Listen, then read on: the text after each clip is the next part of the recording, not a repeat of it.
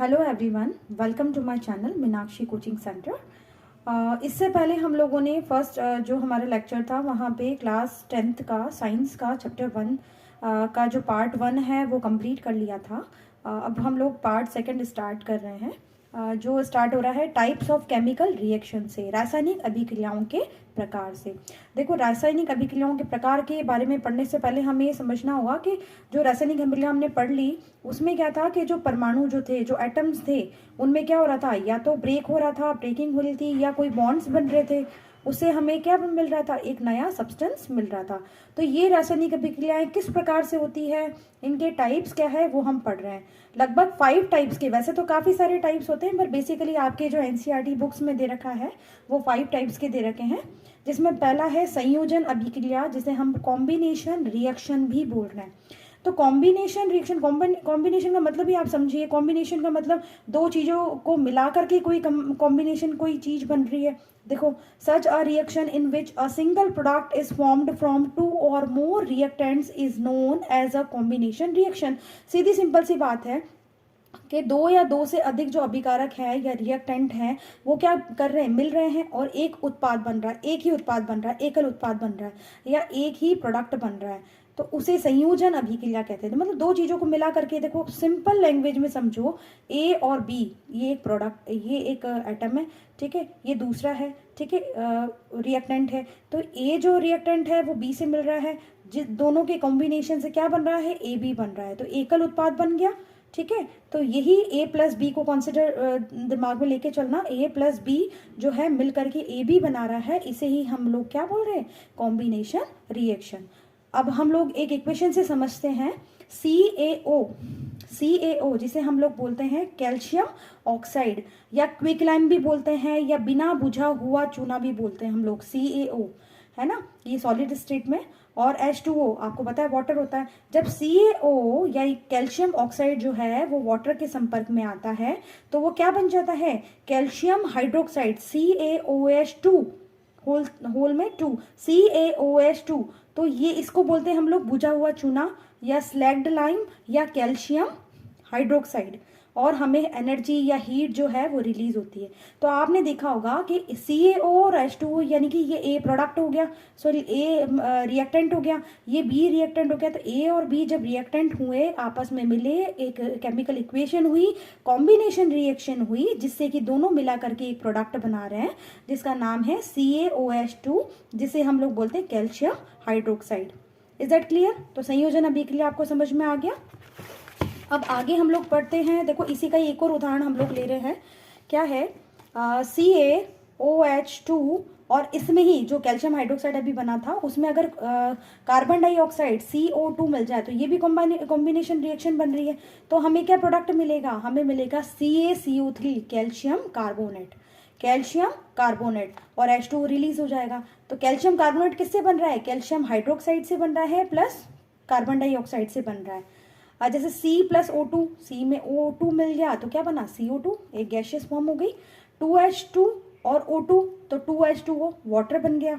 When 2 or more substances, elements or compounds combine to form a single product, the reactions are called combination reaction। जो मैंने अभी आपको बोला वही है, मतलब 2 या 2 से अधिक पदार्थ हैं, वो तत्व है, यौगिक के कोई भी हो सकते हैं, अगर वो संयोग करते हैं, मिलते हैं, तो एकल उत्पाद का निर्माण होता है, जिसे हम लोग इस रिएक्शन को क्या बोलते हैं, संयोजन अभिक्रिया या कॉम्बिनेशन रिएक्शन बोलते हैं। अब इसी के अंदर क्या चीज थी, एक एक्सोथर्मिक केमिकल रिएक्शन, ऊष्माक्षेपी रासायनिक अभिक्रिया। देखो, एक ऊष्माक्षेपी होता है, एक्सोथर्मिक होता है, और दूसरा होता है एंडोथर्मिक। एंडोथर्मिक आगे आएगा आपका। एक्सोथर्मिक में समझो, एक्सो का समझ लो आप, एग्जिट यानी बाहर की ओर जाना। जब भी कोई एनर्जी है, जब भी कोई हीट है, अगर बाहर की ओर जा रही है, यानी कि उस रिएक्शन में से निकल रही है बाहर की ओर, तो उसे बोलते हैं एक्सोथर्मिक, ऊष्माक्षेपी। देखो, reaction in which heat is released along with the formation of products are called exothermic chemical reaction. जिन अभिक्रियाओं में उत्पाद के निर्माण के साथ साथ ऊष्मा भी उत्पन्न होती है, हीट रिलीज हो रही है, मतलब प्रोडक्ट तो बन रहा है आपका, लेकिन उसमें एनर्जी भी क्या हो रही है, रिलीज हो रही है, तो उन्हें हम बोलते हैं एक्सोथर्मिक या ऊष्माक्षेपी। अब जैसे देखो, बर्निंग ऑफ नेचुरल गैस, प्राकृतिक गैस का दहन, जैसे CH4 मीथेन गैस है प्लस 2O2 ऑक्सीजन गैस है, ये दोनों के मिलने से CO2 गैस बन रही है, 2H2O बन रहा है, प्लस एनर्जी रिलीज हो रही है। देखो यहाँ एनर्जी की नीड नहीं है, यहाँ एनर्जी क्या हो रही है, रिलीज हो रही है। जब एनर्जी रिलीज होती है या एनर्जी का एग्जिट होता है तो एक्सोथर्मिक, एग्जिट से याद करो आप exothermic, is that clear? Exothermic यानी एग्जिट हो रही है, बाहर की ओर निकल रही है, ठीक है। एक और देखो आप एग्जांपल, श्वसन प्रक्रिया जिसे हम रेस्पिरेशन प्रोसेस कहते हैं, C6H12O6 जो ग्लूकोज है प्लस 6O2, ठीक है। तो यहाँ पे दोनों की कॉम्बिनेशन से 6CO2 बन रहा है, ठीक है, plus 6H2O, plus energy release हो रही है, तो एनर्जी यहाँ पे भी रिलीज हो रही है। एक और देखो, decomposition of vegetable matter into compost, जब हम कंपोस्ट बनाते हैं शाक सब्जियों से, छिलके वगैरह जो होते हैं ना सारी सब्जियों के, और इस तरीके से जो सड़े गले पदार्थ होते हैं उनसे वनस्पति द्रव्य से जो मिलकर बनता है वो डीकम्पोज हो जाते हैं और फिर क्या बन जाता है, कंपोस्ट बन जाता है। तो वहाँ पे भी काफ़ी एनर्जी रिलीज होती है। तो आपको समझ में आ गया, एक्सोथर्मिक का मतलब ऊष्माक्षेपी यानी एनर्जी को रिलीज करना है, ठीक है। अब आगे बढ़ते हैं हम लोग, आगे है डीकम्पोजिशन रिएक्शन। डीकम्पोजिशन रिएक्शन का मतलब वियोजन या अपघटन अभिक्रिया। अपघटन का मतलब ही क्या हो रहा है, या डीकम्पोस्ट का मतलब वो नष्ट हो रहा है या टुकड़ों में टूट रहा है ना। देखो इस अभिक्रिया में एकल अभिकर्मक टूटकर छोटे छोटे उत्पाद प्रदान करता है। In this reaction a single reactant breaks down to give simpler products. यानी कि देखो यहाँ सिंपल समझो, ए भी एक रिएक्टेंट है, ए भी जो है वो टूट रहा है, अपघटन हो रहा है, कंपोजिशन हो रहा है, और क्या बन रहा है, A प्लस B, यानी कि A और B में वो टूट रहा है, डीकम्पोज हो रहा है। तो इस रिएक्शन को हम लोग क्या बोलते हैं, डीकम्पोजिशन रिएक्शन। देखो यहाँ पे आप एग्जाम्पल से समझो, 2FeSO4 फेरस सल्फेट, ये फेरस सल्फेट है, फेरस सल्फेट में जब हम हीट देंगे तो क्या होगी, वो टूट जाएगा फेरिक ऑक्साइड में Fe2O3 में, प्लस SO2 उसमें रिलीज होगा, प्लस SO3। यानी कि एक जो प्रोडक्ट है, एक जो रिएक्टेंट है वो कितने प्रोडक्ट बना रहा है, 3 प्रोडक्ट बना रहा है। तो कहीं ना कहीं ये टूट रहा है ना, तो ये डिकम्पोज हो रहा है। आगे देखो, CaCO3 जिसे हम चूना पत्थर अभी हम पढ़ के आए हैं, कैल्शियम कार्बोनेट पढ़ के आ रहे हैं, अगर उसको हम हीट दे रहे हैं तो वो क्या हो रहा है, CO कैल्शियम ऑक्साइड में और CO2 में चेंज हो रहा है। तो यहाँ पे भी हीट क्या की जा रही है, दी जा रही है, समझ रहे हैं आप। तो ये डीकम्पोज हो रहा है। When a decomposition reaction is carried out by heating it is called thermal decomposition. Thermal क्यों कह रहे हैं, क्योंकि यहाँ पे हीट दे रहे हैं हम लोग। तो ऊष्मा के द्वारा की गई वियोजन अभिक्रिया को ही हम क्या बोलते हैं, ऊष्मीय वियोजन या थर्मल डीकम्पोजिशन कहते हैं। अब है एंडोथर्मिक। भाई अभी अपन ने क्या पढ़ा था, एक्सोथर्मिक पढ़ा था ना, अब पढ़ेंगे हम लोग एंडोथर्मिक रिएक्शन, ऊष्मा शोषी अभिक्रिया। देखो, reactions in which energy is absorbed are known as endothermic reaction. भाई जिसमें एनर्जी की जरूरत पड़ती है, एंडो यानी देखो आप समझो, एंडो यानी अंदर की ओर आना, अंदर की ओर कौन आ रहा है भैया, हीट आ रही है, क्या आ रही है, हीट आ रही है। यानी कि हीट की क्या है, नेसेसिटी है, हीट होगी तो ही ये रिएक्शन होगा, है ना। तो हीट की नेसेसिटी है, हीट अंदर आ रही है, इसलिए बोल रहे हैं एंडोथर्मिक। ऊष्मा शोषी, ऊष्मा का शोषण हो रहा है, ऊष्मा ली जा रही है और बाहर नहीं निकल रही है, ऊष्मा ली जा रही है। तो reaction in which energy is absorbed are known as endothermic reaction. जिन अभिक्रियाओं में ऊर्जा अवशोषित होती है उन्हें ऊष्मा शोषी अभिक्रिया, अवशोषित हो रही है ना। The decomposition reactions require energy either in the form of heat, light or electricity for breaking down the reactants। यानी कि क्या, हीट के फॉर्म में या लाइट के फॉर्म में या इलेक्ट्रिसिटी फॉर्म में, ऊष्मा प्रकाश या विद्युत के फॉर्म में जो है एनर्जी की नीड रहती है। तो ये है endothermic reactions. Is that clear. अब देखो आगे पढ़ते हैं हम लोग, डिस्प्लेसमेंट रिएक्शन। डिस्प्लेस अपने प्लेस से अलग चले जाना, अपने प्लेस से दूर हो जाना, विस्थापित हो जाना, चेंज कर लेना अपने प्लेस को।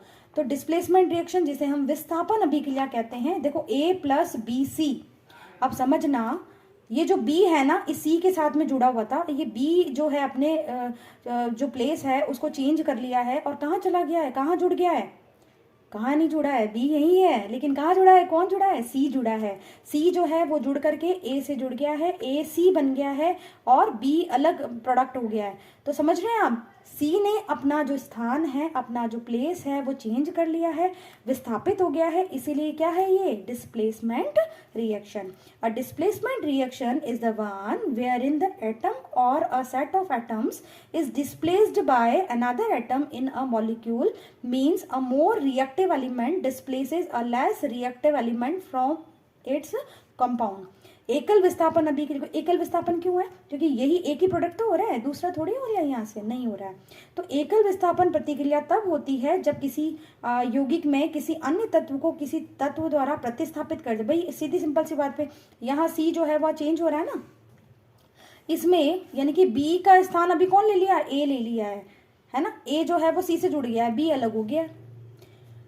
तो इसमें ज्यादा अभिक्रियाशील तत्व अपने यौगिक से कम अभिक्रियाशील तत्व को प्रतिस्थापित कर देते हैं। भाई जो बलवान होगा वो आगे आ जाएगा, समझो इस चीज से।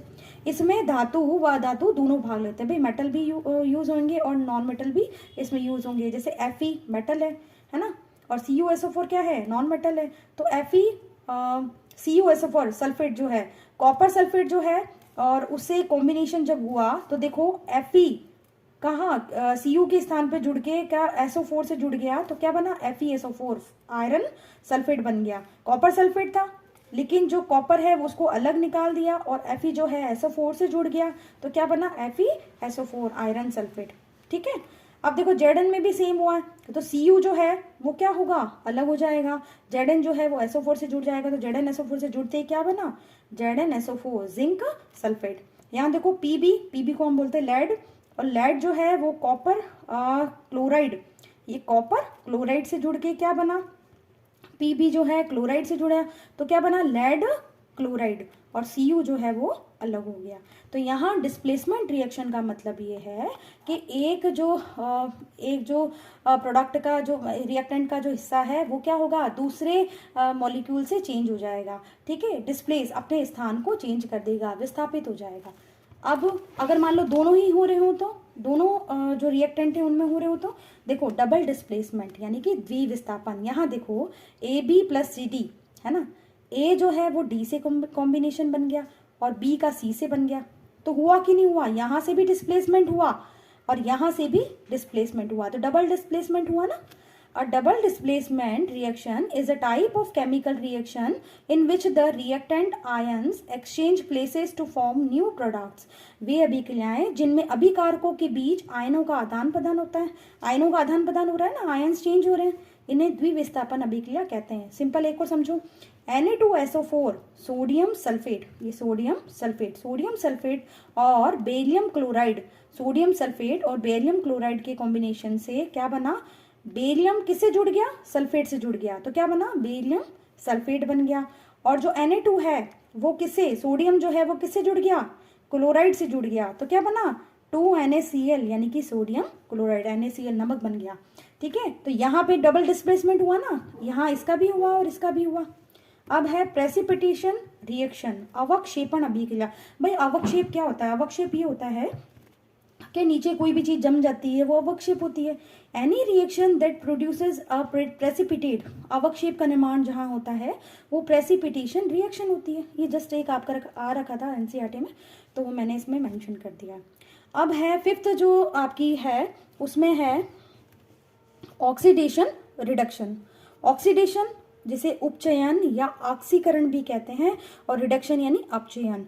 रेडॉक्स अभिक्रिया, इन दोनों के यानी कि जब भी किसी रिएक्शन के अंदर अगर ऑक्सीकरण होगा तो वहाँ 100% अपचयन होगा, अपचयन होगा तो 100% ऑक्सीकरण हो गया, और ये दोनों प्रोसेस जो है वो मिला करके हम बोलते हैं रेडॉक्स रिएक्शन या रेडॉक्स अभिक्रिया। भाई ऑक्सीडेशन और रिडक्शन इन दोनों में डिफरेंस क्या है? डिफरेंस बहुत जरूरी है क्योंकि कई बार कन्फ्यूजन हो जाता है बच्चों को। तो ऑक्सीडेशन जो है यहाँ पे एडिशन ऑफ ऑक्सीजन, कभी भी किसी जो रिएक्टेंट है उसमें अगर मान लो कोई ऑक्सीजन का जुड़ना, ऑक्सीजन उससे जुड़ रही है तो ऑक्सीडेशन होगा। ऑक्सीजन निकल रही है, डिलीशन हो रहा है ना, तो क्या कहलाएगा? ये रिमूवल हो रहा है तो क्या कहलाएगा? रिडक्शन। रिडक्शन मतलब रिड्यूस होना किसी चीज का, तो ऑक्सीजन रिड्यूस हो रही है, ऑक्सीजन निकल रही है बाहर, समझ में आ गया। यहाँ पे डिलीशन ऑफ हाइड्रोजन, यहाँ उल्टा है, देखना, हाइड्रोजन अगर निकलेगी तो ऑक्सीडेशन है, और हाइड्रोजन अगर जुड़ेगी तो क्या है? रिडक्शन होगा। ऑक्सीजन जुड़ रही है, हाइड्रोजन निकल रही है, ऑक्सीजन निकल रही है, हाइड्रोजन जुड़ रही है, दोनों ऑपोजिट है। फिर डिलीशन या removal of electrically rich element, विद्युत धनी तत्व का निकलना। विद्युत धनी तत्व है जिसमें ज़्यादा पॉजिटिव एलिमेंट्स हैं, पॉजिटिव है तो वो क्या हो, बाहर की ओर निकलना। और यहाँ एडिशन हो रहा है, विद्युत धनी तत्व का एडिशन हो रहा है। अब विद्युत ऋणी तत्व में उल्टा हो जाएगा, विद्युत ऋणी तत्व जो है उसका जुड़ना, वो जुड़ जाएगा। और यहाँ विद्युत ऋणी तत्व का निकलना, जो माइनस वाले जो हैं वो यहाँ पे जुड़ रहे हैं, यहाँ पे क्या हो रहा है, निकल रहे हैं। और इसमें इलेक्ट्रॉन त्यागना, जो इसमें इलेक्ट्रॉन जो है, इलेक्ट्रॉन रिच प्रोडक्ट होते हैं, वो इलेक्ट्रॉन क्या करेंगे, रिलीज करेंगे, त्यागेंगे, रिमूवल होगा उनका। और यहाँ पे इलेक्ट्रॉन क्या करेंगे, उसमें जुड़ेंगे। तो आपको समझ में आ गया।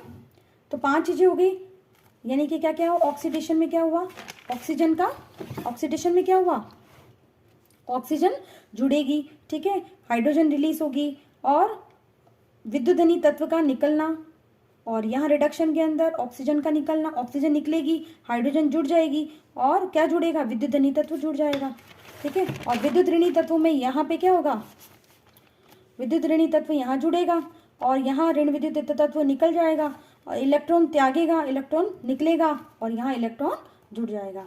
The oxidation in reduction reaction always occur simultaneously in redox और ऑक्सीडेशन रिडक्शन रिएक्शन। अभी बताया मैंने आपको कि दोनों जो है प्रोसेस वो रेगुलर चलती है, साथ साथ चलती है। एक का ऑक्सीकरण होगा तो दूसरे का अपचयन 100% होगा।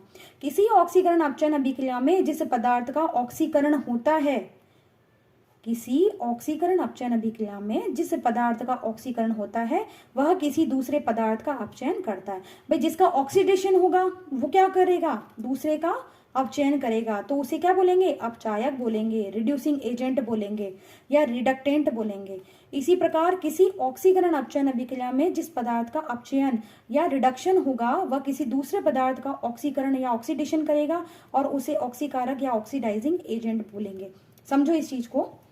CuO प्लस H2, भाई ये दोनों जो है रिएक्टेंट मिल रहे हैं, क्या बना रहे हैं, हीट दी इनको, तो क्या बना, Cu कॉपर बन गया और H2O वाटर बन गया।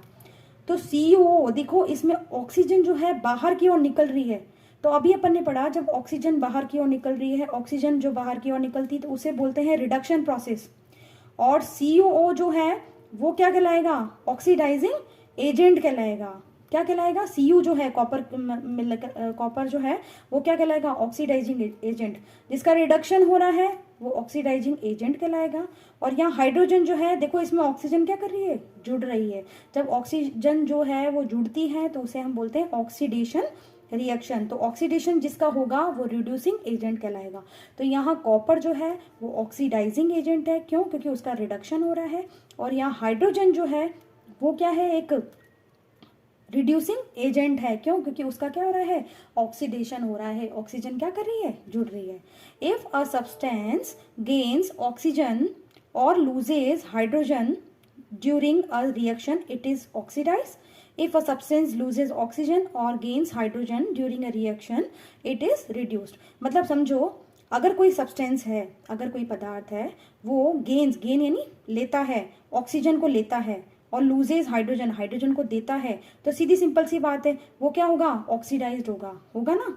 और अगर कोई सब्सटेंस जो है वो ऑक्सीजन को क्या कर रहा है, रिलीज कर रहा है, और हाइड्रोजन ले रहा है, तो वो क्या कहलाएगा, वो उसका क्या हो रहा है, रिडक्शन हो रहा है, रिड्यूस्ड हो रहा है वो।